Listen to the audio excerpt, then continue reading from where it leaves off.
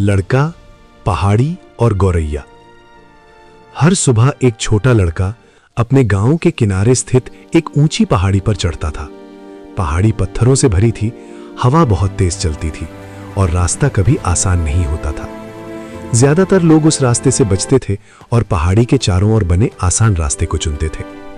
लेकिन वो लड़का फिर भी उस पहाड़ी पर चढ़ता था। वो ना तो किसी खजाने के लिए चढ़ता था और ना ही किसी की प्रशंसा पाने के लिए। पहाड़ी की चोटी पर एक पुराना अकेला पेड़ खड़ा था।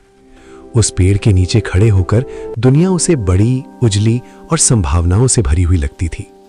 वहां से वो घाटी में बल खाती हुई नदी, खेतों में काम करते किसान और धूल भरी सड़कों पर दौड़ते बच्चों को देख सकता था।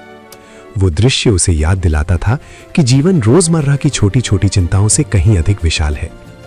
एक सुबह जब वो चढ़ रहा था, उसने देखा कि एक छोटी सी गौरैया तेज हवा में संघर्ष कर रही थी।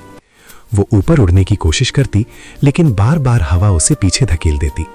उसके पंख तेजी से फड़फड़ा रहे थे, फिर भी हवा के झोंके उसे जमीन की ओर धकेल रहे थे।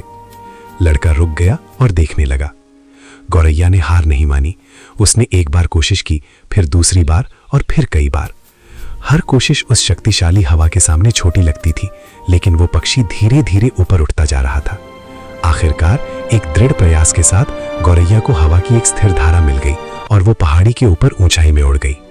लड़का मुस्कुराया और फिर से चढ़ने लगा। उस दिन वो चोटी तक पहुंचा तो पहले से ज्यादा थका हुआ था, लेकिन पहले से ज्यादा मजबूत भी था। हवा अभी भी चल रही थी, रास्ता अभी भी कठिन था, लेकिन उसके भीतर कुछ बदल चुका था। अब वो समझ चुका था कि ताकत आसान रास्तों से नहीं मिलती। ताकत हर बार उठ खड़े होने से मिलती है, जब भी हवा हमें पीछे धकेलती है। और बिल्कुल उस गौरैया की तरह हर छोटी कोशिश उसे थोड़ा और ऊंचा उठा रही थी।